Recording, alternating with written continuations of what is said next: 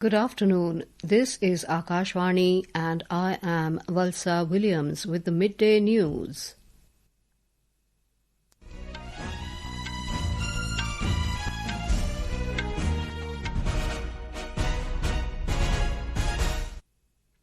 The headlines. P Radhakrishnan takes oath as 15th Vice President of India at a ceremony at Rashtrapati Bhavan. Prime Minister Narendra Modi wishes Mr Radhakrishnan a successful tenure dedicated to service of the people. Prime Minister Modi to participate in international conference on Gyan Bharatam in New Delhi this evening, to also launch a portal to boost manuscript digitisation, preservation and public access.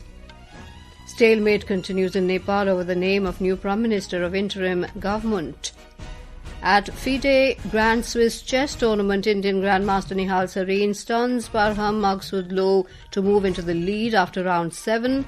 And in Asia Cup cricket, Pakistan to take on Oman in Dubai this evening.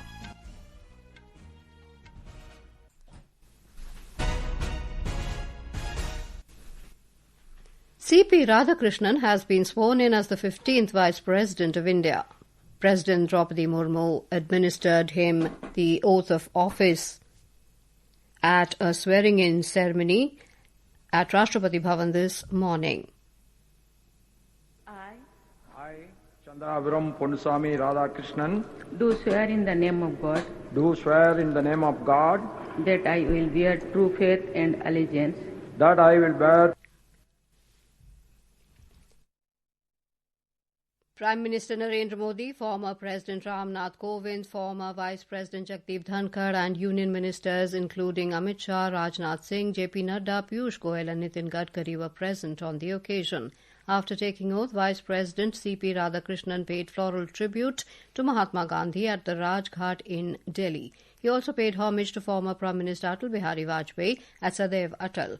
Prime Minister Narendra Modi wished Vice President P Radhakrishnan a successful vice presidential tenure dedicated to the service of the people. In a social media post, Mr Modi called Mr Radhakrishnan a dedicated public servant and said he has devoted his life to nation building, social service and strengthening democratic values. Home Minister Amit Shah also congratulated the Vice President. In a social media post, Mr Shah said, Mr Radhakrishnan's knowledge and experience will further strengthen the country's democratic processes to serve people even better.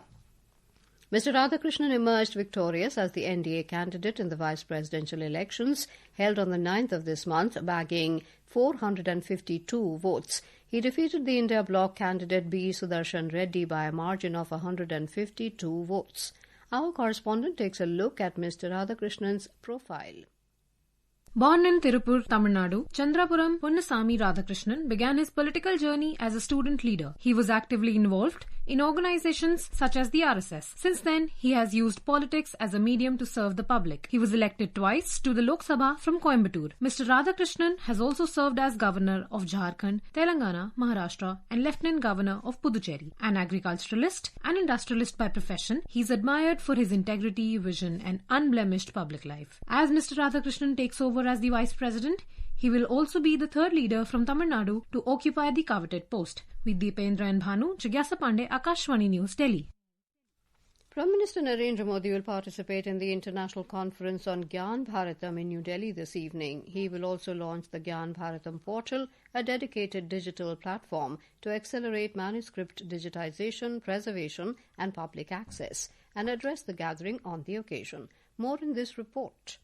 The three-day conference began yesterday under the theme Reclaiming India's Knowledge Legacy Through Manuscript Heritage. The conference has brought together leading scholars, conservationists, technologists and policy experts to deliberate on pathways for revitalizing India's unparalleled manuscript wealth and to place it at the heart of a global knowledge dialogue. It also includes an exhibition, India's Manuscript and scholarly presentation on critical areas such as manuscript conservation, digitization technologies, metadata standards, legal framework, cultural diplomacy, and decipherment of ancient script. With Anupam's report, Payal Sharma, Akashvani News, Delhi.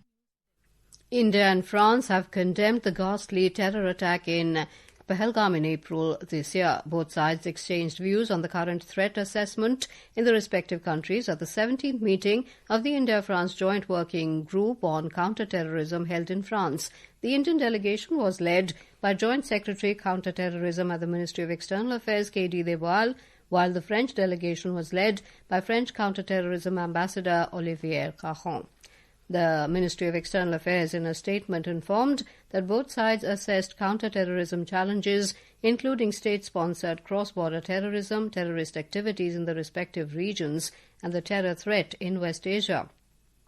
The two countries also discussed ways of combating extremism and radicalization and the threat posed by the use of new technologies by terrorists. The discussions also focused on intensifying capacity-building measures through training and exercises. The two sides discussed cooperation in the UN, FATF and No Money for Terror. This is Akashvani giving you the news.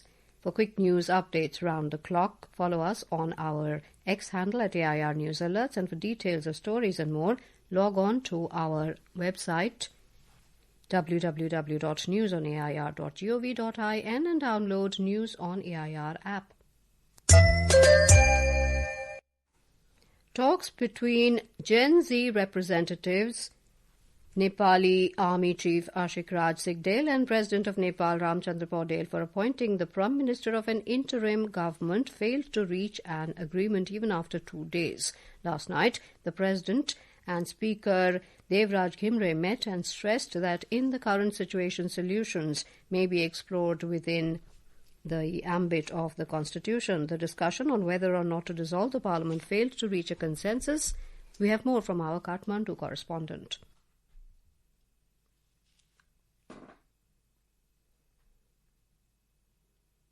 Nepal tries to settle down on the fifth day of Gen Z protest. Till 11 a.m. in the morning, curfew was eased in Kathmandu Valley for people to use essential services. Curfew have been imposed until 6 a.m. on September 13, Saturday. For leadership of interim government, as of now, no name is finalized. Public buses have started operating from new bus park of Kathmandu today, allowing stranded passengers to reach their destination. Nepal Insurance Authority has instructed insurance companies to promptly settle insurance claims arising from difficult situation since September 8. Shweta Singh for Akashvani Samachar, Kathmandu. On the occasion of Independence Day this year, from the ramparts of Red Fort, Prime Minister Narendra Modi announced the next generation of GST reforms by Diwali. His vision was realized on the 3rd of September with the GST Council reducing tax rates in many sectors to ease the life of citizens. Today we take a look at the reforms for the tax-free goods. Under the next generation GST reforms, the government has taken a significant steps to ease the burden on the common man by exempting several essential goods from the GST, making them more affordable for households. To ease the burden and make premiums more affordable, GST on life and health insurance premiums is exempted under the new structure. This decision will encourage the wider adoption of health insurance, thereby reducing out-of-pocket medical expenses. People across the country are also welcoming this decision. Talking to the media, a common man, Nimish Jain, said that the government has given a great gift to the people ahead of the festive season. Modi ji ने दीपावली के लिए बहुत ही बढ़िया उपहार दिया है. खास करके हेल्थ इंश्योरेंस मेडिक्लेम जो कि 18% जीएसटी था वो पूरा नील कर दिया गया है. इससे भारत के हर नागरिक को बहुत ही फायदा होगा. The GST exemption in these sectors is expected to provide individuals with significant relief in purchasing daily essentials. New tax rates will come into effect from the 22nd of this month. Saklain Akhtar, Akashvani News, Delhi. 2 Maoists have been killed in an encounter between security forces and Maoists in Chhattisgarh today. In Bijapur district of Bastar division, the security forces had received intelligence inputs that Maoists were present in southwest area of the district.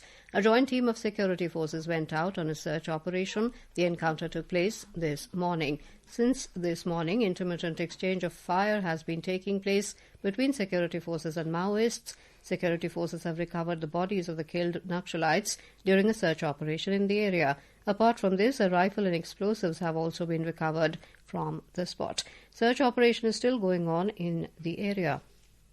The Delhi High Court today received a bomb threat via mail. The Delhi police have taken precautionary measures and have evacuated the court premises. Delhi police and fire teams are also present at the spot.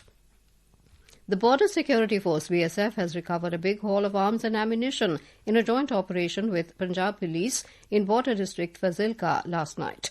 The action demolished Pakistan's larger narco-terror plot by effectively dismantling a potential threat to national security. According to BSF sources, huge cache of arms and ammunition has also been recovered from smugglers belonging to 2 Fazilka villages. This is the second such seizure in the last 48 hours by the joint teams of security agencies in Fazilka. Union Coal and Mines Minister G. Kishan Reddy today said the government is moving forward with full commitment, taking along all 140 crore citizens of the country. He emphasized that the collective goal is to build a self-reliant India, and under the leadership of Prime Minister Narendra Modi, the government is making every effort to ensure inclusive progress on this journey. He made these remarks while addressing a press conference on the vision of Atmanirbhar Bharat. Mr. Reddy further said the coal and mineral resources play a crucial role both in enhancing domestic coal production and in expanding access to critical minerals. In fulfilling this vision, he added, over the past 11 years, the ministry has been implementing continuous reforms aimed at good governance, ease of doing business, and sustainable economic progress. The All India Institute of Medical Sciences, AIIMS, Delhi, has inaugurated the Advanced Da Vinci Surgical Robot at its Skills, E-Learning and Telemedicine SET facility. This marks a significant milestone in robotic surgery training in India. This is the first installation of the Da Vinci system for training at a government medical college in the country. The new robotic platform provided by Intuitive Surgical under a Memorandum of Understanding makes AIIMS Delhi the only institution in India with 2 robotic systems dedicated solely to training. The UN Security Council has condemned the Israeli attack on the Qatari capital Doha on Tuesday and called for de-escalation in a statement agreed by all 15 members, including US, Israel's chief ally. Council members issued the statement ahead of the emergency meeting yesterday, which was convened to discuss Israel's attacks targeting Hamas leaders in the Qatari capital as it ramped up its offensive in Gaza City, forcing more than 200,000 to flee. 5 Hamas members were killed, but the Palestinian group said its leadership survived the assassination bid. A Qatari security force member was also killed in the unprecedented attack, which has sent tensions in the region skyrocketing. At the FIDE Grand Swiss Chess tournament, Grandmaster Nihal Sarin ended Parham Maghsoodloo's unbeaten run with a brilliant win, moving into the lead after round 7. In the women's section, R. Vaishali regained the sole lead. However, it was another setback for world champion D. Gukesh when he suffered defeat to Turkey's Edes Gürel, his third. He dropped out of contention and slipped to 10th in the live world rankings with 4 rounds remaining. In Asia Cup cricket, debutant Oman will face Pakistan in a crucial Group A match at the Dubai International Stadium today. With eyes firmly set on their blockbuster showdown against arch-rivals India on Sunday, Pakistan looks to start the tournament on a high note, while Oman aims to make their maiden Asia Cup appearance memorable.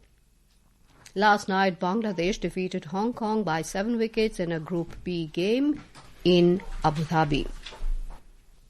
Mauritius Prime Minister Dr. Naveen Chandra Ramgoolam reached Ayodhya and performed puja at Sri Ram Lalla Temple. He was given a grand welcome in a traditional manner after reaching Ayodhya. He was welcomed by Chief Minister Yogi Adityanath and Agriculture Minister Surya Pratap Shahi at Maharshi Valmiki Airport.